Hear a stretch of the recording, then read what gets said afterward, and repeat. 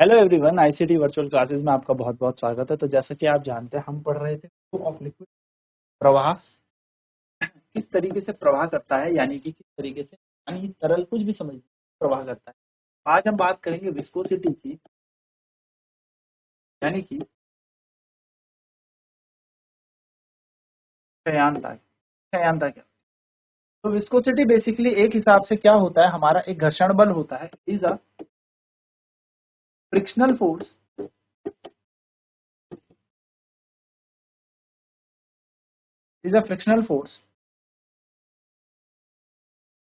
applied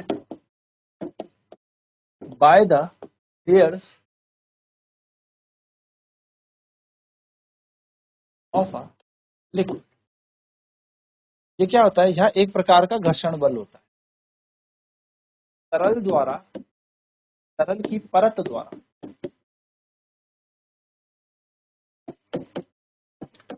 लगाए जाने वाला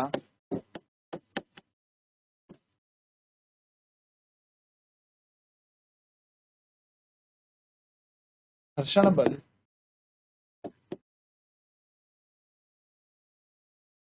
तो होता क्या है, लिक्विड फ्लो कर रहे होता है, वो लेयर्स में फ्लो करता है। तरल कैसे बहते हैं?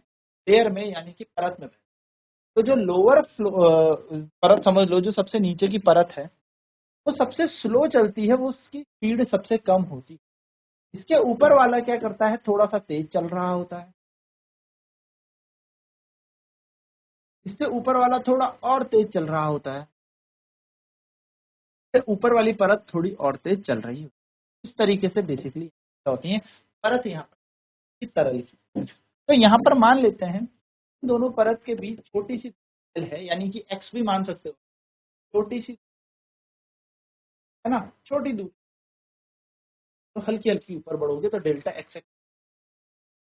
तो ये वाली तरल, जो नीचे वाली तरल है, यानी ये वाली जो परत है, ये वाली परत ऊपर वाली परत को क्या करेगी, आगे जाने से क्या कर रही है, रोक रही होगी, घर्षण बल लगा रही होगी। तो जो इन परत के बीच घर्षण बल लगेगा, उसको हम क्या कहते हैं, क्षयंता, यानी कि फोर्स। या तो मैंने आपको कल की क्लास में भी बताया था कि अगर किसी तरल की क्षयंता ज्यादा होती है, तो प्रवाह करने में आसानी नहीं, थोड़ा स्लो, या फिर हम कह सकते हैं वो थोड़ा फ्लो नहीं कर पाएगी, प्रवाह नहीं करेगी अच्छे तरीके से। तो क्षयंता बढ़ती है तो द्रव के, या फिर हम कह सकते हैं तरल के प्रवाह में, तरल के प्रवाह जो होता है वो कम हो जाता है। विस्कोसिटी अगर इंक्रीज हो गई तो फ्लो ऑफ लिक्विड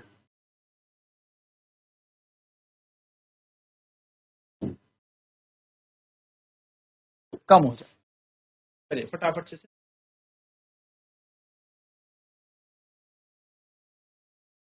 चलिए, ठीक है। तो ये बेसिकली यहाँ पर क्या बनेगा, क्षयंता बल।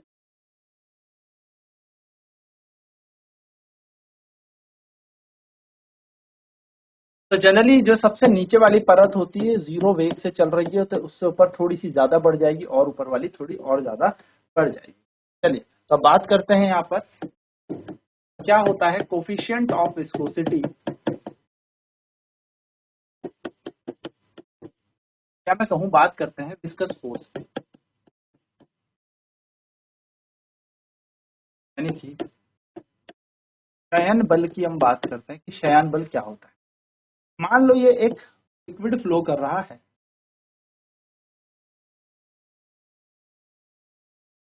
तो जो सबसे नीचे की परत होती है वो सबसे हल्के चल रही होती है, तो सबसे ऊपर की परत होगी वो सबसे तेज चलेगी, या उसकी।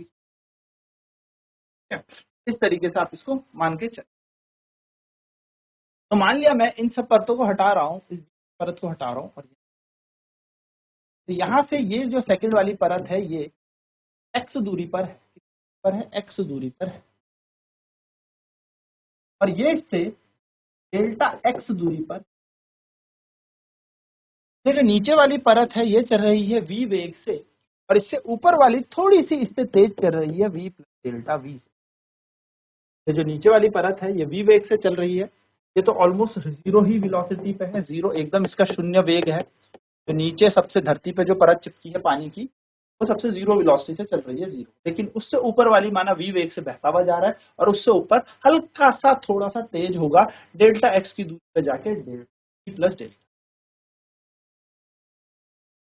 तो अगर मैं बात करूं कि यहाँ पर लगने वाला जो फोर्स है, यानी कि जो बल है, वो क्या होगा, तो यह बल force is directly proportional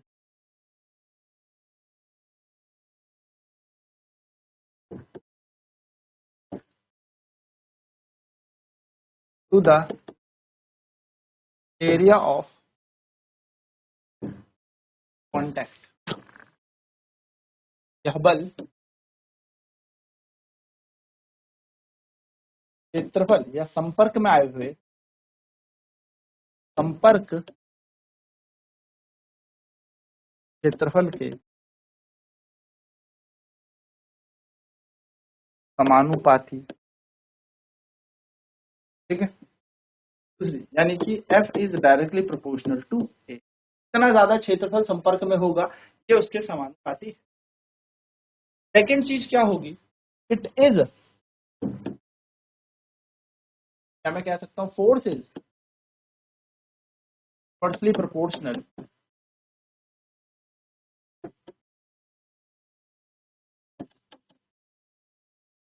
to the velocity gradient, यानी कि बल वेग प्रवणता के वक्रानुपाती। हाँ, वेग प्रवणता क्या होती है, थोड़ा इसको समझ। वेग प्रवणता वेलोसिटी की,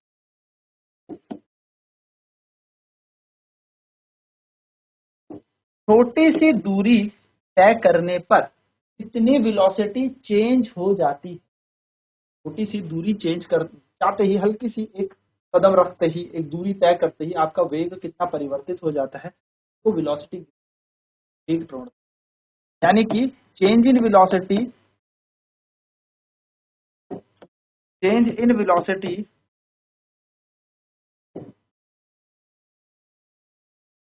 पर यूनिट लेंथ या पर यूनिट डिस्टेंस। क्या कह सकते हैं, वेग में परिवर्तन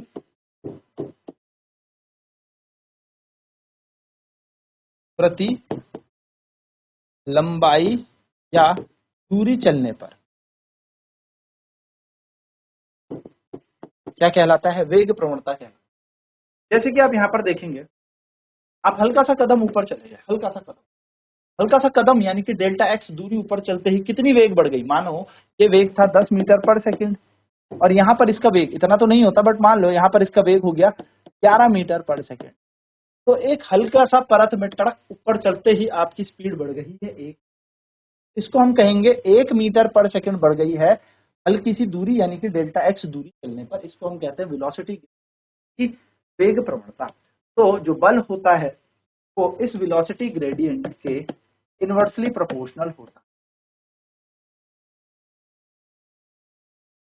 है। जो शयन बल लगता है इसके वक्रानुपाती लगता है वेग प्रवणता।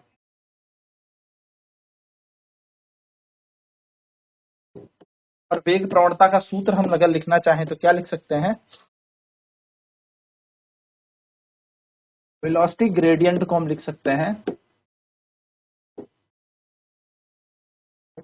वेलोसिटी, यानी कि वेग कितना बदला, डेल्टा वी बदला ना। देखो यहाँ पर देखो कितना चेंज आ रहा है, डेल्टा वी का चेंज आ रहा है। देखो स्क्वायर में देखो कितना, ई से कितना चेंज आया, डेल्टा वी। यहाँ से ऊपर कितना स्पीड ज्यादा चल रही है, डेल्टा वी। कितनी दूरी पे जाके, डेल्टा एक्स जाने पर, तो हम यहाँ लिख सकते हैं डेल्टा वी अपॉन डेल्टा।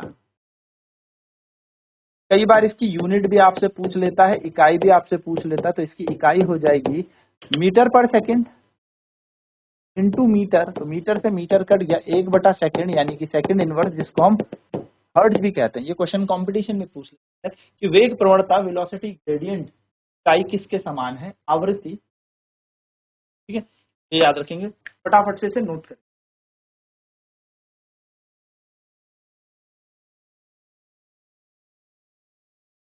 समानुपाती, force is proportional to, directly proportional.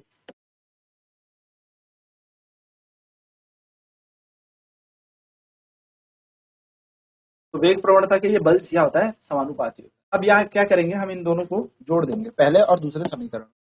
हमने क्या देखा, वेटिंग इक्वेशन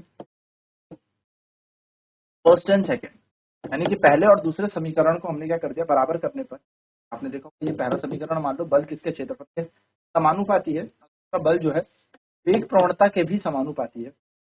अगर हम इन दोनों इक्वेशन को जोड़ देंगे तो यहाँ आ जाएगा ए डेल्टा वी अपॉन में डेल्टा, ये हमारा समीकरण।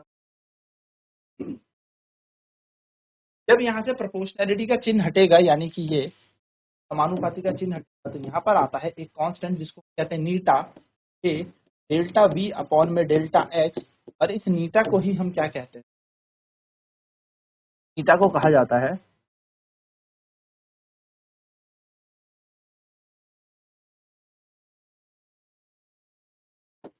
कोफिशिएंट ऑफ उसको क्या कहा जाता है, क्षयणता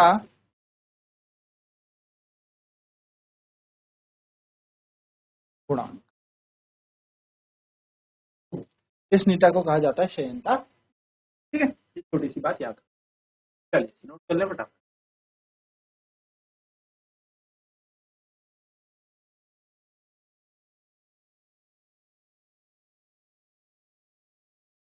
ठीक है, अब यहाँ से नीटा का अगर मान निकालेंगे तो क्या निकलेगा, देखो नीटा बराबर, तो छोड़ दे नीटा को, निकल जाएगा एफ अपॉन में ए, ध्यान से देखिए रह जाएगा क्या, अपॉन में और नीचे आ जाएगा वी जी, क्या वी।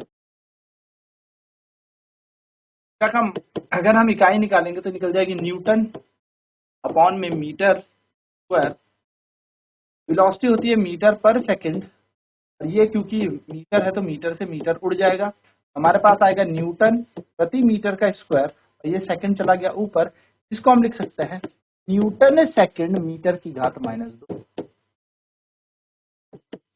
हम इसको क्या लिख सकते हैं, न्यूटन की जगह हम लिख सकते हैं केजी मीटर पर सेकंड का स्क्वायर, सेकंड अपनी ही जगह पर, और एक मीटर की पावर -2 यहाँ पर, तो सेकंड से सेकंड भी कट जाएगा, तो बन जाएगा केजी मीटर की घात 1 मीटर की -2 -1 सेकंड की पावर -1।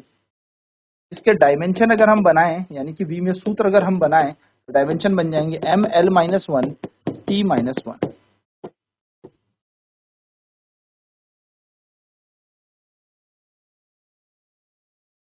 ये हमारे नीटा यानी कि कोफिशिएंट ऑफ विस्कोसिटी हो गई, ये हमारी क्या हो गई, ये वी में सूत्र dimension.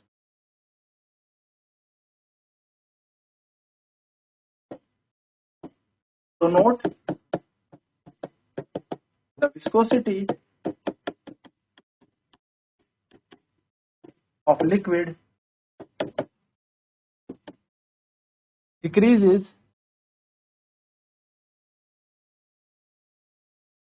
with decrease in with increase in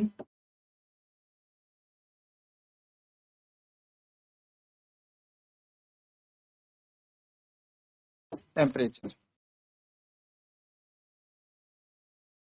तापमान बढ़ाने से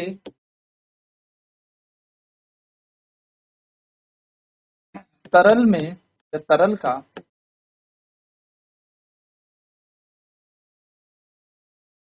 तरल की क्षयणता घट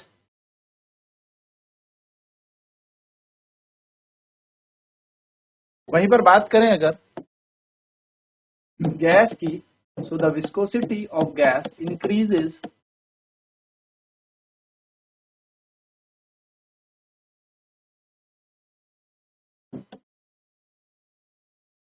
of gases increases with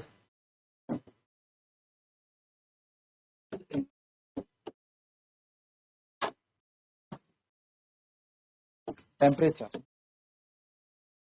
तापमान बढ़ाने से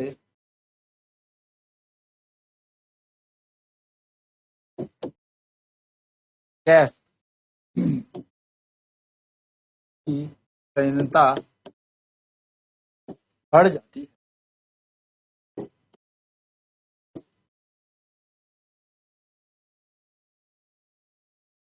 तो ये बेसिक बेसिक चीजें थी जो हम के बारे में जान।